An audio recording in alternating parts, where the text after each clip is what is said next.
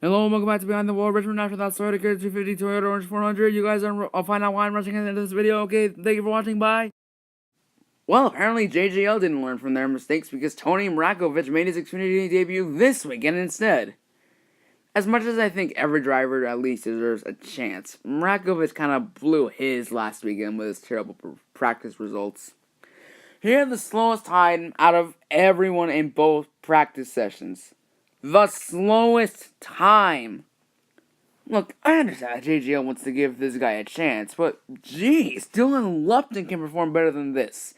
And he crashes nearly half the time. I need to say this again, don't I?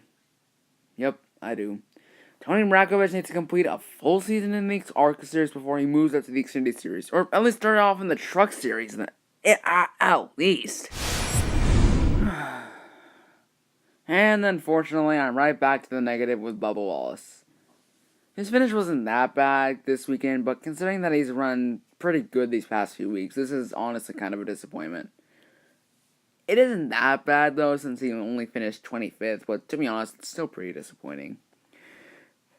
I mean, he had two good performances these past 2 weekends, and now they're just down the drain again with this 25th place finish. Dang it, Bubba. You were doing so well. Can I just say that this weekend was a complete disappointment for Front Row Motorsports? And this is 2 weeks in a row that Michael McDowell has had bad luck. Considering he had such a strong start to the year, it's such a shame that he's struggling to find the right balance now. McDowell had such potential to have a great career, yet he is constantly getting the short end of the stick because of his mediocre results from before 2014. When he joined Levine Family Racing, his results drastically improved, and it looks like he was going to get himself a win. Shame that he's now outside the top 30 in points because of his finishing positions these past 2 weeks. This is for the non-stage point, bonus point penalty standings, by the way, not the actual standings. But this is such an even bigger loss for David Reagan. It looked like he was going to get 2 top 15 finishes in a row, but he ended up crashing into the wall, and it ended his good run. Both Front Row Motorsports machines have shown such great speed this year, yet they always seem to get the short end of the stick. But they have shown that they have good speed, so don't be surprised if they come close to a victory lane this year. But how is McDowell behind Titlein in points again? Man, I was really looking forward to talking about Daniel Hemric this weekend, but wow. Daniel Hemric somehow had a worse Cup debut than Cole Custer. How? And it wasn't only his Cup debut. His Xfinity finish this weekend was also abysmal. He finished 29th out of 40 cars, and his Cup debut was below all of our expectations. He finished 32nd out of 38 cars. 32nd! I know it doesn't seem that bad, but come on! Hemric has shown that he can perform better than this. He took the average running NTS Motorsports and gave them a great amount of consistency. Yet he absolutely trashed both of his rides this weekend. Cole Custer finished 25th in his Cup debut. In Rick Ware racing equipment, I might add. And Daniel Hemric somehow performed and finished worse than Custer.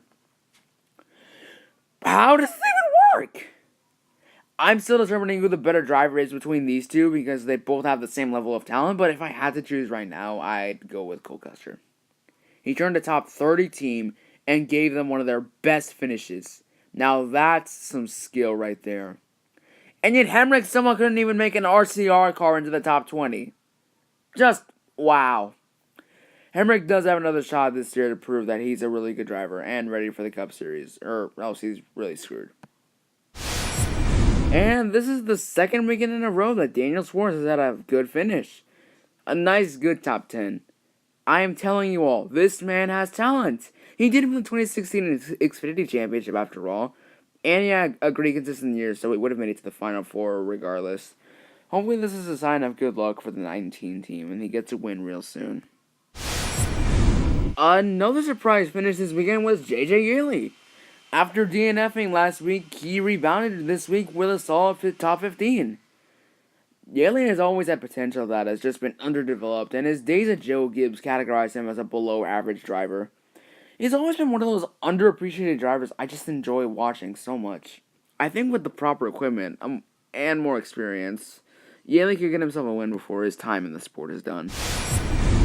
Now on to Jeff Burton. This man has had a downhill career ever since he left ThorSport. He's been struggling to find rides and just have good performances in general. I think he might have found his home at RCR with this solid performance in the 3 car this weekend. I could see Burton potentially getting a full-time ride with RCR in the future and potentially turning his career around and maybe compete with Harrison Burton as the best Burton for this generation. Hopefully this does happen so Burton can prove that he is a good driver again. As much as I think Austin Cindric does not deserve to run for Rookie of the Year over Chase Briscoe, this weekend does prove that he can run pieces of machinery that have wheels and are run by Roger Penske. Cindric's top 5 this weekend proves that he doesn't have to resort to dirty tactics to be competitive. Maybe if he could get himself a ride, he could prove that he can be a driver who can be capable of performing well, and then he can earn all of our respect.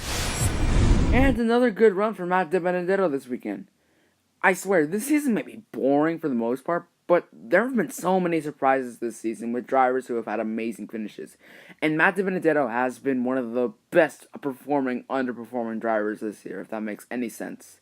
The majority of his runs this year have produced cars that have or are capable of finishing above the top 20. This run this weekend was no exception. He performed well this weekend, and at this point, it looks like he's going to have one of the best cars, at least by next season. And for once, an actual surprise in the Xfinity Series, Jeremy Clements got himself an 8th place finish, which is now beginning to earn his respect from me. I've never really cared for Clements as a driver until he won Road America this past season, albeit in a similar fashion to Austin Cindric. There is no denying that Jeremy Clements has enough experience by now to have good runs by this point. I think Clements is improving, and I think he could get another win if he does keep improving his results. For once, Joey Logano was actually able to contend for a win. This race was a complete return to form for Logano. He won both stages, and it looked like he was going to end up winning again. He was the 3rd best car all race, and he did show that he was able to contend for the win. Joey is one of the freshest pieces of talent the sport has, but he hasn't really had the best luck this past year. This has been one of the finest runs that Joey's had since his last win. I think he can get himself another win if he continues to perform this well. And another solid week for Hendrick Motorsports, for the most part. William Byron had a career night this past weekend. He was able to run as high as 4th place, and it appeared he would be able to contend for the win. However, the late string of cautions relegated him to a 12th place finish. But he is improving his results, and he could get himself a win should he continue to have fast cars and great performances. Chase Elliott also had a good night, and it was a good one. While it seemed like he was going to come home around 10th place, he ended up using the swing of cautions to his advantage and finished 2nd once again. This just proves that if we didn't have the same few people winning every single week, we'd have some diverse winners, and Chase Elliott would have won a race by now. Then we have Jimmy Johnson, who was having a pretty average night coming off of 3rd place last week at Bristol. But the final swing of cautions allowed him to get back on the lead lap, and he was able to recover and finish 6th. This also allowed him to make it into the top 16 in points. If he continues to have these good runs, he could get himself a win and secure his spot in the playoffs. But probably the most disappointing of the Hendrick drivers this weekend was Alex Bowman. His streak of consistency was completely wrecked this weekend. He somehow was trapped in the mid-20s all race and wasn't even able to be in the top 20 until the later part of the race. Now I know Jimmy didn't either, but he was able to make it up to the front after he got back on the lead lap in a short amount of time. Bowman was unable to do that, but Bowman has proven that he is one of the most consistent drivers this year, and at this point, for a while now, so he'll most likely return to form next week. Overall, Hendrick Motorsports has been improving since Daytona, and I think at least one of them will come out on top this year with a win. And this was an incredible weekend for Stewart-Haas Racing. All 4 cars were incredibly fast, and they all looked like contenders for the win. This has to be the finest we've seen Stewart-Haas in quite a while when all their vehicles were actually competitive. When Danica joined the team, they were practically doomed to never have all 3 vehicles be competitive. This year's been a complete turnaround for Stewart-Haas, and this is the first time in quite a while where all of their cars have been competitive. Kurt Busch was easily the best Stewart-Haas car during this race. He led almost 100 laps in that race alone, and it seemed like he was going to break his already year-long winless streak. This is a sign that Kurt Busch can still run competitively, and he could last potentially another year or two in the Cup Series before his inevitable retirement. Clint Bowyer also did pretty well in this race, fighting Kurt and Logano for the lead several times during this race. It appeared he could have gotten his second win of the season. Kevin Harvick, despite not leading very many laps, did perform well and was able to contend for a potential top 3. He did end up slipping back to 5th, but it was a solid night overall. Eric Almirola, despite doing so well this past weekend, did end up performing the worst of the Stewart-Haas racing machines. Still, there's no denying how well Almirola performed this weekend, and it kind of seemed like he was going to get himself some redemption for Daytona. But the late scuffle of cautions ruined the chance, as he ended up falling back to 17th, and there he stayed. Overall, Stewart-Haas Racing is making the most of the Ford Fusions last year in the sport, and I'm honestly rooting for one of them to win the championship this year. And my congratulations goes out to Christopher Bell, who won the Toyota Care 250. It's nice to see after a bit of bad luck for some of this year, Bell finally came out on top with a win. His performance this weekend could allow Bell to build on the successful platform, and he could become a lot more consistent and potentially make it to the Final Four in the playoffs and potentially be a candidate for the championship. I like Bell, but his performance this year hasn't really been great. I think this is a step in the right direction for Bell, and he could get himself some more wins during the season. And by God, Noah Gragson absolutely defied all of our expectations this weekend. I expected him to have a top 10, top 15 car, but jeez Louise, I did not expect him to finish second. I know he didn't perform the best early on, but he managed to lead a few laps and succeeded in getting second in the second stage. Noah Gragson is one of the finest pieces of talent that the sport currently has, and he's proving that Joe Gibbs and Fern Jerome need to find spots for all these rookies.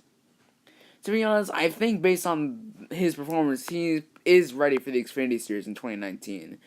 Gragson just needs to have a race against Ryan Preece for the spot of the 18 car. Or Brandon Jones leaves the 19 car and Ryan Preece moves to the 19 car while Gragson gets the 18. Even though Brandon Jones is doing pretty well right now. And we also need a spot for Kyle Benjamin, so who knows if Gragson will even well move up. You know, after seeing a ton of comments just flooding in on other YouTubers' videos, I need to do this. I do not hate Kyle Busch.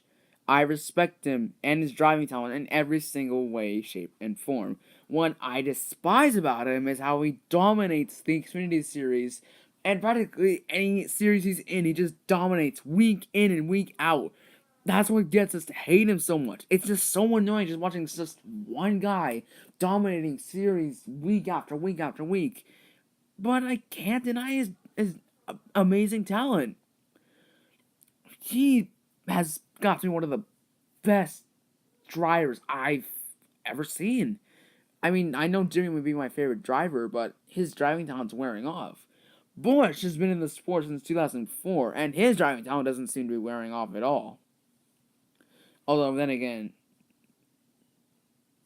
he's been around for 14 years. And his driving talent doesn't seem to be wearing off, so that's honestly really impressive. I honestly think that Busch just has this pure amazing talent. It's not cheating. It's not the Toyotas. It's just Busch being Busch. Now, yes, his attitude can get annoying at times, and the bushwhacking deal is kind of annoying, but I honestly do enjoy what Busch has made this sport. I think he's a fantastic driver, and he just doesn't deserve the hate he gets. I can already tell you guys are wondering where my thoughts on the race were. Well, I had to cut them. I cut the original lines out because I had wrote down way too much stuff to speak about in this video. I was even considering talking about Ryan Blaney at one point, but ultimately I went against it because of all the stuff I had already jotted down. So overall, this race was pretty competitive. It was honestly really exciting. It was on our edge. Heels racing. I don't know really what else to say because I'm about to hit the 15-minute mark. Thank you guys so much for watching. Thank you all so much. Bye.